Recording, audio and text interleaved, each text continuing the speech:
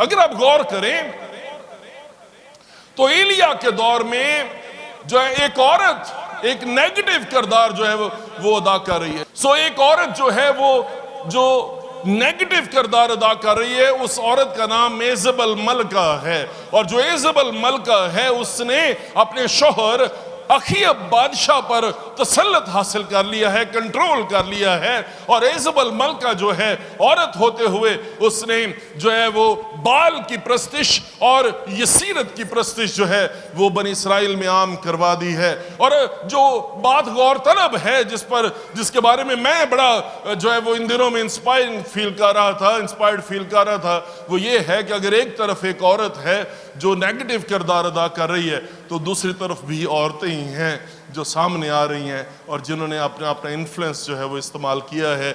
इन औरतों का इन्फ्लुएंस थोड़ा सा है, इनका ये बेवा है, इनके पास कोई वसाइल नहीं है। और शुनीमी औरत जो है वो बेवा तो नहीं है लेकिन वो एक औरत है और आम घरेलू औरत है। लेकिन इन औरतों के उस औरत के मुकाबले में इन औरतों को भी खुदा अपने जलाल के लिए, अपनी बुजुर्गी के लिए किस तरह से इस्तेमाल कर रहा है ये आप देख सकते हैं। आखिरी अयाम, ये जो अयाम है ये असल में आप गौर कीजिएगा आने वाले दिनों में औरतें जो हैं, बाजियां जो हैं, बहनें जो हैं ये मर्दों से ज्यादा बेहतर काम करेंगी, बेहतर खिदमत करेंगी और ये लीड ले जाएंगी। ये बात याद रखिएगा। बाइबल मुकद्दस में ये जो बेवा है जिसे हम सारपत की बेवा के नाम से जानते हैं, इसका नाम नहीं लिखा, इसके शहर का नाम लिखा है या इसके गांव का नाम लिखा है। और ये जो गांव है ये यरूशलेम में नहीं है, ये इसराइल में नहीं है, ये जो इसका गांव है ये लबनान में है, जो इसराइल का पड़ोसी मुल्क है। लबनान के सरहदी इलाके से जिसका नाम सारपत है, वहां से ये औरत जो है ये ताल्लुक रखती है। और कई दफा हम सोचते हैं पर सब मेरा तो नाम ही नहीं आया है ना, मेरा नाम इश्तहार में ऊपर था, नीचे था, दरमियान में था या था ही नहीं। हम इस बात के बारे में फिक्रमंद रहते हैं और इस बात के बारे में हम बड़े सोचते रहते हैं कि है ना। और कभी आप गौर करें कन्वेंशन पर, मैं जब कलाम सुनाने के लिए जाता हूँ कई दफ़ा लोग कहते हैं पर साहब अपना तारुफ लिखा दे। मैं क्या, मेरा तारुफ सिर्फ एक ही है और मेरा तारुफ जो है वो ये है कि मैं खुदा का खादम हूँ। इससे बड़ा तारुफ और क्या होगा? क्या ख्याल, इससे बड़ा तारुफ और क्या हो सकता है आपके लिए? और इस औरत का नाम जो है वो नहीं लिखा, लेकिन जो कुछ इसने किया है और जो इसकी खिदमत है वो दर्ज की गई है। और मैं आपको ये कहना चाहता हूं, आप औरत हैं, आप मुल्क पाकिस्तान में या आप किसी इस्लामी मुल्क में या आप किसी ऐसे मुआशरे में रहते हैं जहां पे आपकी कोई रिकग्निशन नहीं है, जहां पे आपका कोई नाम नहीं है, घबराएं मत, परेशान मत हो, क्योंकि खुदा का प्लान आपके लिए है। जो आपकी खिदमत है वो आपके नाम से ज्यादा जरूरी है, उसकी आपके नाम से ज्यादा इज्जत है और अजमत है। और जो खिदमत है, जो काम खुदा ने आपको दिया है, उस काम पर और उस खिदमत पर ध्यान लगाने की जरूरत है। नाम को छोड़ें, नाम में क्या रखा हुआ है। ये सारपत की बेवा है, इसके हालात इंतहाई कशीदा हैं, इंतहाई ज्यादा पसमानदगी की हालत में है, इंतहाई ज्यादा गुर्बत की हालत में है, इंतहाई ज्यादा नाउमीदी की हालत में है। और इसके पास कोई इसने दुखों के, तकलीफों के, मुसीबतों के थपेड़े इसने सहे हैं और इसने अपनी जिंदगी के साथी को अपने से अपनी जिंदगी में ही जुदा होते हुए देखा है। इसकी जिंदगी दुखों और तकलीफों से और क्रशिंग से है ना भरी हुई जिंदगी है, दुखों और तकलीफों से भरी हुई जिंदगी, कुचली हुई जिंदगी इस औरत की जिंदगी है। बाइबल मुकद्दस के मुताबिक अगर आप ध्यान दें तो बाइबल ये कहती है, वो कहती है मैं 2-1 लकड़ियां जो है वो इकट्ठी कर रही हैं और मैं इससे जाके अपने घर में रोटी पकाऊंगी और मैं और मेरा बेटा खाएंगे और फिर हम मर जाएंगे, फिर हम मर जाएंगे। उसके बाद हमारे लिए कोई उम्मीद नहीं है, उसके बाद हमारे लिए कोई आसार नहीं है कि हम किस तरह से जिंदा रहेंगे। और मैं आपको ये कहना चाहता हूं, सुने ध्यान से, अगर आप कुचले हुए हैं, अगर आपकी हालत ये हालत है जो सारपत की इस बेवा की हालत है, मत डरें, मत खौफजदा हो। और यही बात उसने, एलिया ने सारपत की बेवा को कही थी। उसने कहा मत डर, मत डर, मत डर। इसकी जिंदगी को देखें और खुदा एलिया से जो करीत के नाले पर है, बाइबल मुकद्दस में खुदा एलिया से मुखातिब होता है और उसे कहता है कि उठ और सैदा के सारपत को जा, और वहां मैंने एक बेवा को हुक्म दिया है। इसे मार्क कर लें, इसे हाईलाइट कर लें, हुक्म दिया है ना। हुक्म, जब हुक्म दिया जाता है, जब ऑर्डर दिया जाता है, तो ऑर्डर के लिए एक ही बात है जिसकी रिक्वायरमेंट है, जिसकी जरूरत है, और वो बात जो है वो ये है कि ऑर्डर के जवाब में ओबीडियंस होती है या डिसोबीडियंस होती है। उसे मैंने हुक्म दिया है कि वो तेरी परवरिश करेगी। आप कुचले हुए हैं, आपकी हालत क्या है, आपने दुखों के थपेड़े सहे हैं। मैं आपसे एक ही बात पूछना चाहता हूं, और वो क्राइटेरिया ये नहीं है कि आप किन हालात में से गुजरे हैं। वो क्राइटेरिया जो है वो ये है, वो सवाल जो है, वो बड़ा सवाल जो हमारी जिंदगी में है वो ये है, क्या इन दुखों, तकलीफों और कुचले जाने की हालत के बावजूद आप खुदा के ओबीडियंट हैं, आप खुदा का हुक्म मानने के लिए तैयार हैं? क्या आप खुदा की बात फर्माबरदारी से मान रहे हैं या नहीं मान रहे? 2024 में आपका ईमान, आपके ईमान की हालत क्या है, इस बात से फर्क पड़ता है। और मैं ये समझता हूं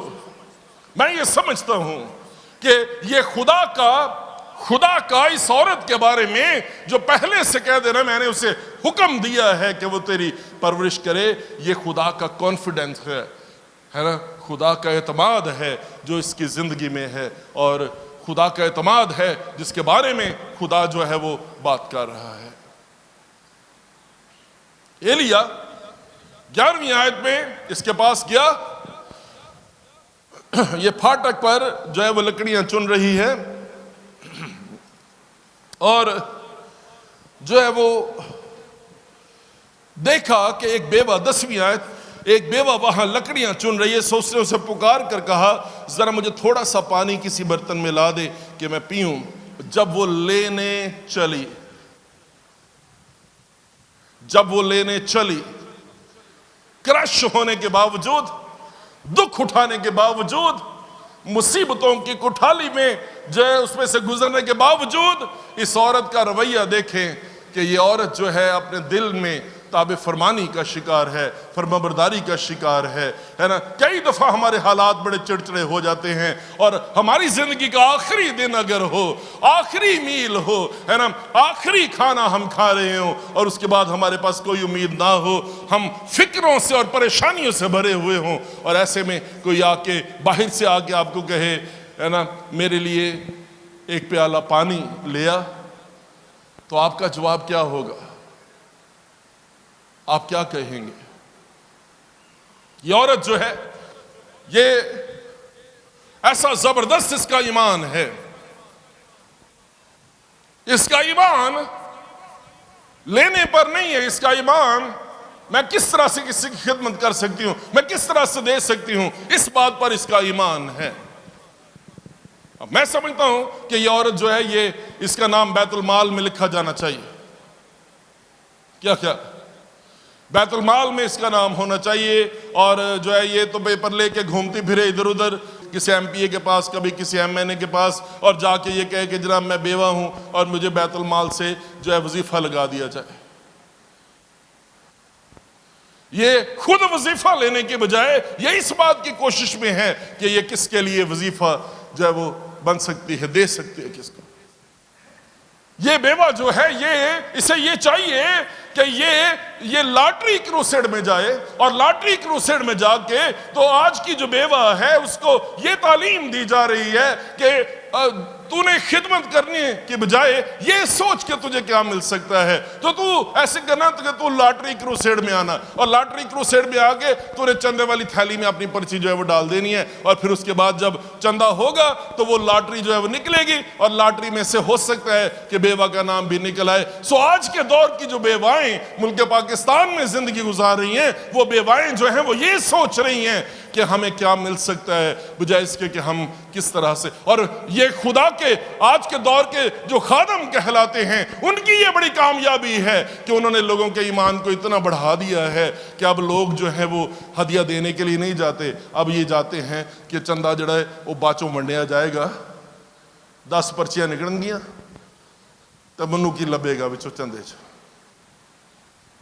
और आप फिक्र ना करें, आने वाले दिनों में वो हालात आ रहे हैं जिनमें थैलियों में चंदे नहीं होने, जिनमें थैलियों में सिर्फ पर्चियां होनी है और उन पर्चियों के ऊपर नाम होंगे, और जिसकी लॉटरी निकलेगी उसे क्या मिलेगा, है ना। तो हमने तो इबादत को नीलाम घर बना दिया, इबादत नहीं अब नीलाम घर है। और ये हमारा स्टैंडर्ड है जिस पर हम लोगों को ले आए हैं, ये वो हमारा मेयार है जो खुदा के खादमों ने इंट्रोड्यूस करवा दिया है कि अब जो है वो लॉटरी निकलेगी और लॉटरी में जो सारपत की बेवा है उसका नाम भी होगा। और ये जो सारपत की बेवा है, इसकी खूबसूरत कहानी, इसकी खूबसूरत जिंदगी जो है वो ये है, इसका ध्यान लॉटरी पर नहीं है, इसका ध्यान खुदा का हुक्म मानने पर है, इसका ध्यान खुदा की बात मानने पर है, खुदा के पीछे चलने पर, और मैं क्या कर सकती हूं किसी के लिए, इस बात पर उसका ध्यान है, बजाय इसके कि इसका ध्यान इस बात पर हो कि मुझे क्या मिल सकता है, मुझे क्या हासिल हो जाएगा, मुझे क्या मिल जाएगा। हमारा जो चर्च है, हमारी जो कलीसिया है, जो मुल्क पाकिस्तान की कलीसिया है, हम अजीब लोग हैं। कुछ लोग इस दुनिया में ऐसे हैं जो दे रहे हैं और वो गरीब नहीं हो रहे, और कुछ लोग ऐसे हैं जो ले रहे हैं और वो अमीर नहीं हो रहे। अजीब बातें हैं। कुछ लोग जो हैं वो दे रहे हैं और वो गरीब नहीं हो रहे, और वो आज से नहीं दे रहे, वो सदियों से जो है वो देते ही चले जा रहे हैं और वो गरीब नहीं हो रहे। पता नहीं क्या बात है, वो गरीब नहीं हो रहे। और हम लोग जो हैं हम लेते जा रहे हैं और हम अमीर नहीं हो रहे। इसमें पता नहीं क्या राज है, इसमें क्या प्रॉब्लम है। शायद हमें अब जो है वो एक्सप्लोर करने की जरूरत है, हमें जानने की जरूरत है कि देने वाले गरीब नहीं हो रहे और लेने वाले अमीर नहीं हो रहे। ये तो अजीब से हालात हैं। बाइबल मुकद्दस के मुताबिक ये जो सारपत की बेवा है, इसके पास 2 रोटियों का आटा है और कुप्पी में थोड़ा सा तेल है जो बाकी बचा है, और ये इसका आखिरी मील है। और ऐसे हालात में भी वो एलिया की खिदमत करने के लिए चली है, और जब एलिया उससे कहता है कि रोटी का एक जो टुकड़ा है वो मेरे लिए लेती है, तो वो कहती है, खुदावन तेरे खुदा की हयात की कसम, मेरे यहाँ रोटी नहीं, सिर्फ मुट्ठी भर आटा एक मटके में और थोड़ा सा तेल एक कुप्पी में है। मुट्ठी भर आटा एक मटके में और थोड़ा सा तेल एक कुप्पी में है। और साथ ही वो ये नहीं कह रही खुदावंद की हयात की कसम, वो ये कह रही है खुदावंद तेरे खुदा की हयात की कसम। मैं समझता हूं कि इस सारपत की बेवा ने जो है एलिया पर खुदा के रूह को ठहरते हुए देखा है, इस पर उसने खुदा की ब्लेसिंग को देखा है, इस पर उसने खुदा के हाथ को देखा है। और अजीब बात यह है कि एलिया जो है जाकर उसने तारुफ नहीं कराया कि बाजी जान मेरा नाम एलिया है, मनु खुदा ने भेजे तुहाडे कोल। खुदा ने क्या कि उथे एक बेवा है, उहदे कोल चला जा, वो तेरी परवरिश करे। कुछ नहीं उसने कहा। एलिया ने कोई तारुफ नहीं कराया, ना ही उसे बताया है कि मुझे खुदा ने भेजा है। ये जो बात है जहां पे वो ये कह रही है कि खुदावंद तेरे खुदा की हयात की कसम, खुदा का रूह, खुदा की हजूरी उसने एलिया की जिंदगी पर ठहरे हुए देखी है। हम जो पादरी हैं, हमें बड़ा तारुफ कराने की जरूरत है। मेरा नाम पादरी विकास जी, मैं तो हाथ लाव तो लोग डिग डिग जाते है ना। मेरे क्रूसेडां च तो मैं कोट घुमावा, कोट घुमाण दे वसीले ना पता नहीं की कुछ हो जाता। की ख्याल है? परसों अजे मैं कोट घुमाया, जो यकीन करो, 5000 बंदा तो मैं कोट घुमा के सुट दिता था। इसने नहीं बताया कि बाजी जान आपने आना है, आपने बिल्कुल अपने आप को ढीला छोड़ देना है, बिल्कुल आपने कोशिश नहीं करनी। जब मैं हाथ लगाऊंगा ऐसे करके जब मैं हाथ लगाऊंगा तो आप पर खुदा का रूह जो है वो आ जाएगा, तो आप बिल्कुल अपने आप को ढीला छोड़ देना। पिछे नाल इशारा करते दो जने जड़े है ना कैच करने वाले। तो आपने क्या किया? आप मैं नहीं कह रहा कि लोग खुदा के मसा से गिरते नहीं है, मैं ये कह रहा हूं कि लोग खुदा के मसा, और ये बाइबल मुकद्दस के मुताबिक है, लेकिन खुदा ने कहीं भी आपको नहीं कहा कि आप पहले लोगों को नफसियाती तौर पर तैयार करें कि जब आप पर हाथ आएगा तो आपको मैं मसा करूंगा तो लोग गिर जाते होते हैं। तो फिर आप गौर करें कि यहां पे तो धक्के देने का रिवाज है, वो पिछा हो जाने हो, धक्के दे जाने हो, पिछा हो जाने दो, धक्के दे जाने। इसको हमने खुदा की हजूरी का नाम दिया हो, इसको हम मसा का नाम देते हैं, इसको हम इबादत का नाम देते हैं, और इसी चीज को हम जो प्रमोट कर रहे हैं कि देखो पादरी विकास के हाथ लाना किन्ने लोग जा पेंदे ने। इस औरत ने एलिया की जिंदगी पर खुदा की हजूरी के हाथ को इस औरत ने देखा है। इस औरत की जिम्मेदारी है कि वो डिटरमिन करे कि खुदा की हुजूरी, खुदा का हाथ किस पर है। और मैं आपसे ये कहना चाहता हूं कलीसिया, आज के दौर में बाइबल मुकद्दस में नई बात नहीं है। यीशु मसीह ने आज से 2000 साल पहले ही कह दिया था कि भेड़ों के रूप में भेड़िए तुम्हारे पास आएंगे और उनको पहचान। बाइबल में क्या लिखा है? यीशु मसीह ने कहा था उनके फलों से तुम उन्हें पहचान लोगे। उसने कहा था कि कोई दरख्त जो है, कोई बुरा दरख्त जो है वो अच्छा फल नहीं लाता, और कोई अच्छा दरख्त जो है वो बुरा फल नहीं। उसने आपको इम्तियाज करने की नेमत दी है। आपने सोचना है, आपने समझना है, आपने जांचना है कि खुदा की हुजूरी किस के साथ है और किसके साथ नहीं है।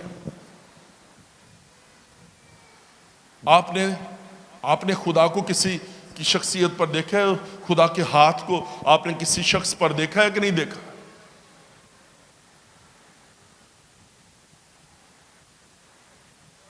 अजीब बात यह है कि खुदावंद यीशु मसीह इस औरत को कोट करता है, खुदावंद यीशु मसीह इस औरत के बारे में बात करता है, और मसीह खुदावंद जो है वो लूका की इंजील में उसके 4 बाब में ये बयान करता है कि इस्राएल में और भी बहुत सारी बेवाएं थीं। इस्राएल में बहुत सारी बेवाएं थीं, लेकिन एलिया जो है वो इस्राएल के किसी बेवा के पास नहीं भेजा गया। वो गैर कौम में, दूसरे मुल्क में, लबनान के इलाके में एक बेवा के पास जो है, सारपत की बेवा के पास जो है वो भेजा गया। और मैं आपसे पूछना चाहता हूं, इस्राएल में यीशु मसीह का यह सवाल कि क्या इस्राएल में और बेवाएं नहीं थी, फिर क्यों एलिया जो है वो सारपत की बेवा के पास ही भेजा गया? इसकी 2 वजह हैं। इसकी जो पहली वजह है वो ये है कि जो अब इस्राएल की बेवाएं हैं, उन्होंने खुदा की खिदमत करने की बजाय अब उन्होंने पर्ची डालनी शुरू कर दी है। उनमें इतना हौसला नहीं है, वो कुछ खुदा को कुछ देने की बजाय, खुदा के लिए कुछ करने की बजाय अब उनकी नजर ये है कि मैं थैली में पर्ची डालूंगी, मेरी पर्ची जो है वो निकलेगी, और मेरी पर्ची के साथ ही जो है वो मेरे हिस्से में ये जो इबादत का हदिया है ना, ये 10% हदिया मेरे पास आ जाएगा। इस्राएल की किसी बेवा में इतना ईमान और इतना हौसला नहीं है कि उसके पास 2 रोटियां हों, उनमें से 1 रोटी जो है वो एलिया को दे दे। आपका हाल क्या है आज के दौर में? आप कहेंगे पादरी साहब बड़ी महंगाई होगी, ये हो गया, वो हो गया। मैं आपसे पूछना चाहता हूं, सारपत की बेवा से ज्यादा महंगाई अगर आपके पास आ गई है तो फिर मैं मान जाऊंगा। इसकी दूसरी वजह, दूसरा सबब जो है वो ये है, उसने कहा कि नबी अपने वतन और अपने नातेदारों के सिवा और कहीं बेइज्जत नहीं होता। और फिर साथ ही उसने मिसाल दी और उसने कहा कि और भी बहुत सारी बेवाएं थीं, लेकिन एलिया जो है वो सारपत की बेवा के पास जो है वो भेजा गया है। इसका मतलब ये है कि अब जो जो जो बसीरत है वो नहीं है, इस्राएल में ये बसीरत नहीं है कि वो समझ सके कि खुदा का रूह जो है वो किस पर ठहरा हुआ है। और है ना, नबी जो है वो अपने घर में बेइज्जत हो रहा था, अपने घर में कोई उसे पहचान नहीं रहा था। हर बेवा जो है उसकी आंखें बंद थीं कि वो नबी को पहचान ले। और ऐसे हालात में खुदा जो है, चूंकि इस्राएल की बेवाएं जो हैं वो अंधी हो गई हैं, वो देखने के काबिल नहीं रही, इस सबब से खुदा जो है उसने सारपत की बेवा के पास एलिया को भेजा है। आपका हाल आज क्या है? क्या यहां आप अंधे तो नहीं है? और हमारे घरों के अंदर से अगर इस अंधेपन को दूर कर दिया जाए और हम इस बात को महसूस कर लें कि खुदा का रूह जो है वो किस पर ठहरा है, तो एलिया को कभी सारपत के बेवा के पास ना जाना पड़ता। एलिया इस्राएल के किसी खानदान का हिस्सा बन सकता था। मैं आपसे पूछना चाहता हूं, आप किसी एलिया से प्यार करते हैं? आप किसी एलिया पर खुदा के रूह को ठहरे हुए देखते हैं? और आप उस एलिया के रूह को, जो कंप्रोमाइज ना करने वाला रूह है, आप उससे मुत्तफिक हो जाएंगे? वो अकेला ही खड़ा था एक जगह पे, 400 नबी इस तरफ थे, 450 नबी इस तरफ थे, और एलिया अकेला था, इस्राएल इस तरफ खड़े थे। और उसने पूछा, अगर खुदामंदी खुदा है उसके पैरों हो जाओ, अगर बाल देवता है उसकी पैरवी कर लो। और बाइबल में लिखा है उन लोगों ने उसे एक हरफ जवाब ना दिया।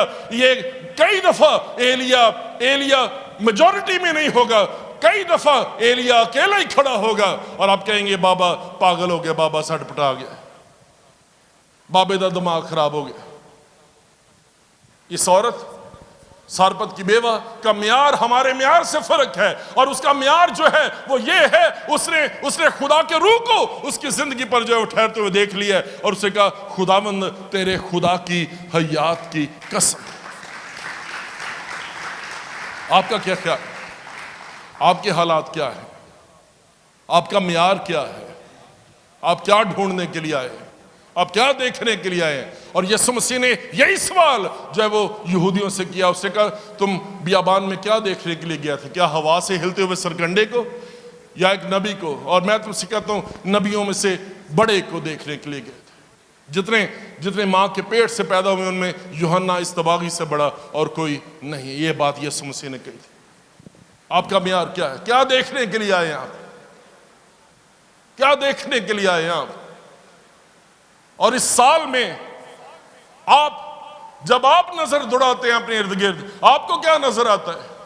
सारपत की बेवा जो है उसे एक शख्सियत नजर आई है, उस शख्सियत का नाम एलिया है। और वो अपने महदूद वसाइल, और इसका दिल अजीब सा दिल है इस सारपत की बेवा का, है ना।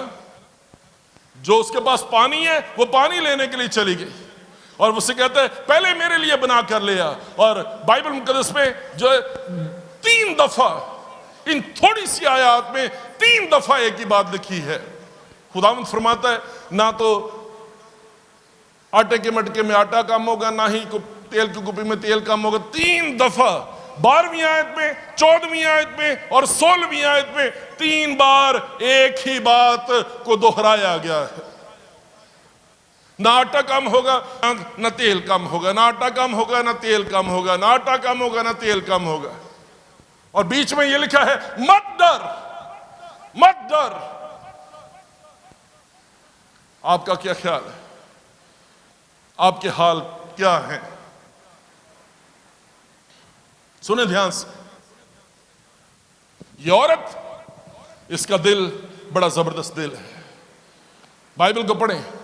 ये औरत जो है ये अपने ही गुड़ खा रही है, लेकिन लुको के नहीं खा रही। बाइबल में ये लिखा है, इसके दिल को देखकर खुदा ने इसे, खुदा जानता है कि ये औरत जो है ये अपने आप को दूसरों के लिए वसीला बना लेगी। बाइबल में जितने दिन भी कहत पड़ा रहा ये और उसका, बाइबल में क्या लिखा है ना, एलिया और ये औरत और उसका बेटा और उसका कुंबा, पूरा खानदान, सब लोग खाते रहे। और खुदा के कलाम के मुताबिक ना तो मटके में से आटा कम हुआ और ना ही कुपी में से तेल कम हुआ है।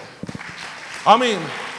मैं आपसे पूछना चाहता हूं आपके पास जो दाने हैं, आपके पास जो कणक है, आपके पास जो हालात हैं, उन हालात का क्या है? आप उनको शेयर करना चाहते हैं? आपको खुदा ने दिल दिया है कि आप दूसरों तक पहुंच सके?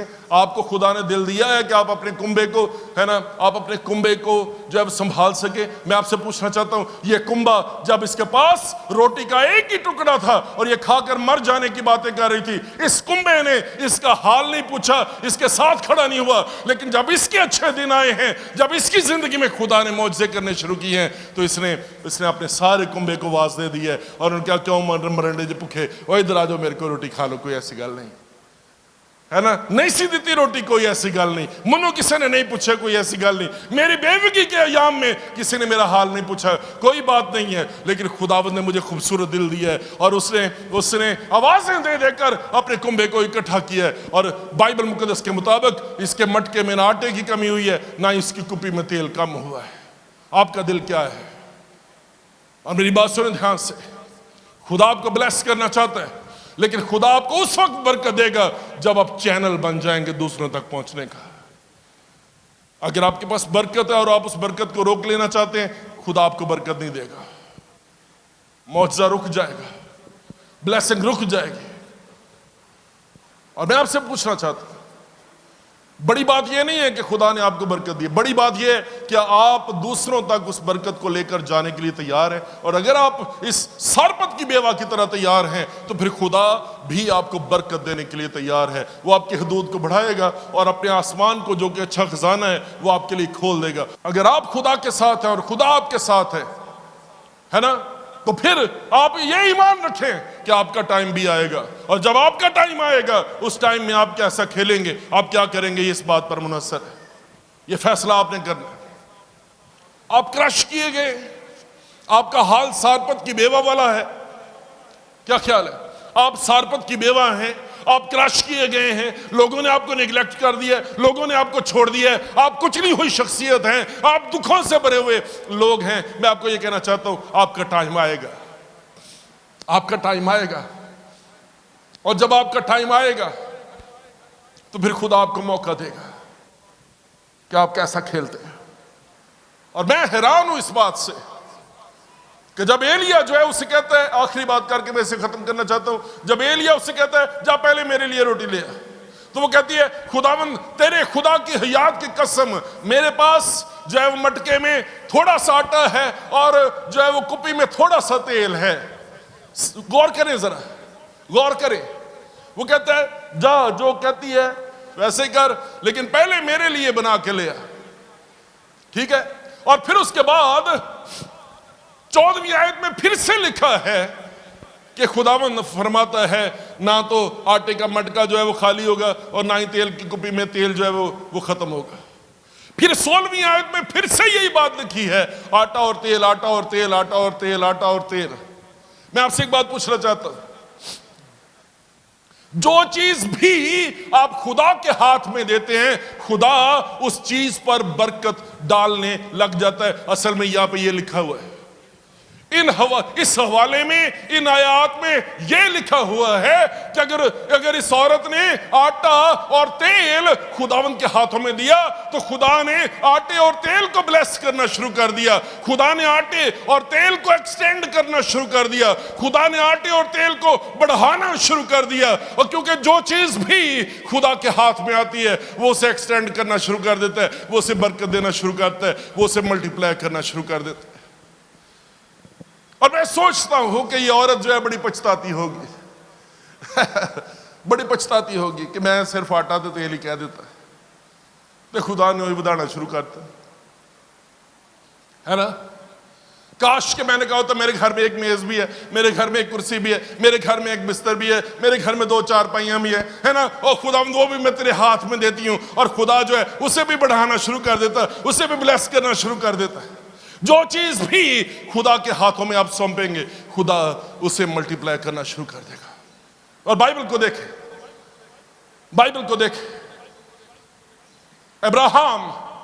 अब्राहम क्रश कर दिया गया। 3 दिन अब्राहम चल के कोहे मोरिया तक गया, ठीक है, अपने बेटे इसहाक को, जो उसका इकलौता था, जो उसका प्यारा था, है ना। जिससे तू प्यार करता हो, जो तेरा इकलौता है, उससे ले और उस जगह पर ले जा जो मैं तुझे दिखाऊंगा, और वहां जाकर उसे सख्तनी कुर्बानी के तौर पर चढ़ा दे, उसे गुजरान दे। इन 3 दिनों में अब्राहम अपने बेटे इसहाक को लेकर चला, और रास्ते में जाते जाते इन 3 दिनों में क्या हुआ होगा और उसकी सोचें और उसके ख्याल क्या होंगे, इस बेटे के बारे में, अपने बारे में, अपनी जिंदगी के बारे में, खुदा के बारे में क्या क्या कुछ उसके दिल में गुजरा होगा, आप महसूस कर सकते हैं। बिलाखिर उस जगह पर पहुंचे, उसने लकड़ियां चुनी है। लकड़ियां चुन के, ये लकड़ियां बाय द वे वही हैं जो उसका बेटा इसहाक अपनी कमर पर उठाकर पहाड़ पर चढ़ के आया है। उसने उन्हीं लकड़ियों को लिया है और उन्हें चुन दिया है, और उसके बाद जो है बाइबल मुकद्दस में ये लिखा गया है, उसने अपने बेटे इसहाक, खुदा ने नहीं बांधा उसे, उसने बांधा है इसहाक को, अपने बेटे इसहाक को बांधकर उसने उस कुर्बानगाह पर जो उसने बनाई थी, उन लकड़ियों पर उसने अपने बेटे को रख दिया है।